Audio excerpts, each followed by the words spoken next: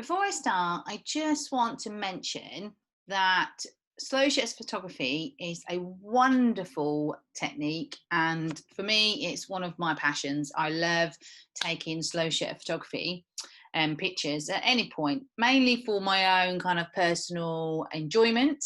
But there are three areas for slow shutter speed photography, which is one, which is creative blur. This is when you could possibly have a fast shutter speed, but you get that nice creative blur in an image if something is moving just that little bit faster than your actual shutter speed that you are exposing your camera at. Okay, so that's one, which is creative blur. Two, which is motion blur. This is those lovely pictures where you've just got someone naturally moving, or you captured someone moving as they've moved through the frame, they've moved around, maybe they could be dancing, they could be walking, they could be doing anything that is moving while you're exposing your picture.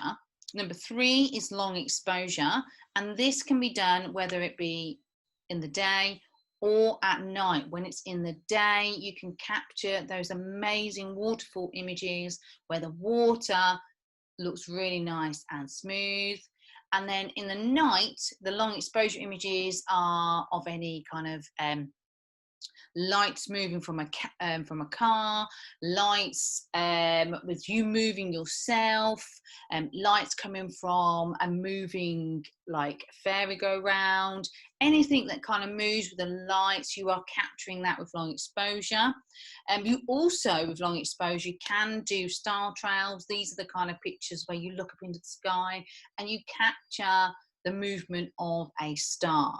Okay, so those are just three things that relate to slow shutter speed. Okay, so this week my tips are related to that. Now, because there are so many different ways to take a slow shutter speed photograph, I haven't got a vast amount of tips because basically I've just gone through long exposure, creative blur, and motion blur. And these are a varied amount of techniques within those three options. So I could be here all day just going through, well, if you want to capture motion blur, these are the tips for that. If you want to do a long exposure, those are the tips for that, and so and so. So I'm just going to give you three tips for you to use whenever you decide to do any type of slow shutter speed photography. So they're really vague, but they are useful, and you will need them to capture those amazing slow shutter speed photographs. And these tips are, number one, okay, unless you are wanting to take a photo where you move your camera, you will need a tripod. That is of vital importance when taking a slow shutter speed photograph. Number two, you could decide to actually get yourself a cable release, which is a wire cable, which means that you can stand a certain distance away from your camera and trigger it so it opens and closes at a shutter speed.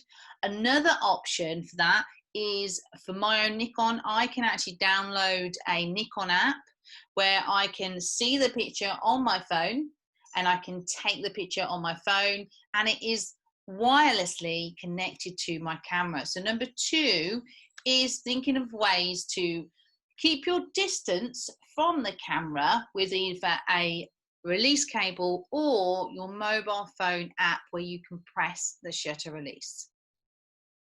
That's number two.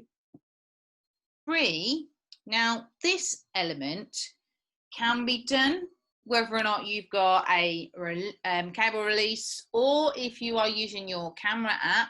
And this is actually, when you decide to take a picture, put it on self-timer.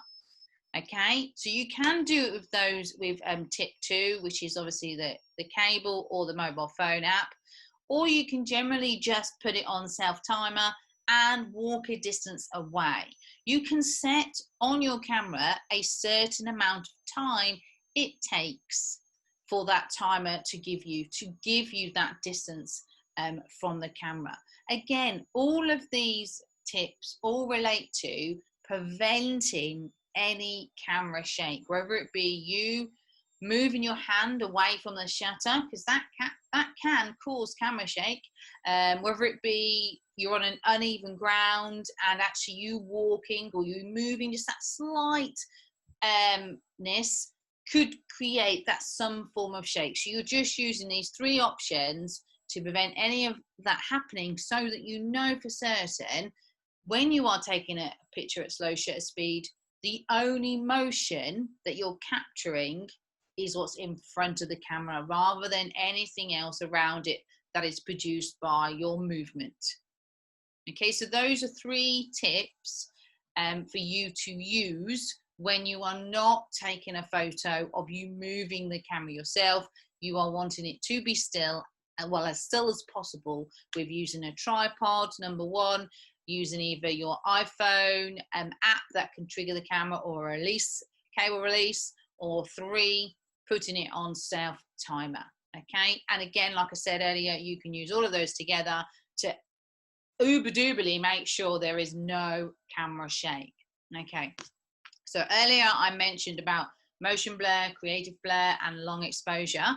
If you want to know a little bit more about those, then look at the link below. I have written a blog on slow shutter speed photography, just explaining the different elements of it.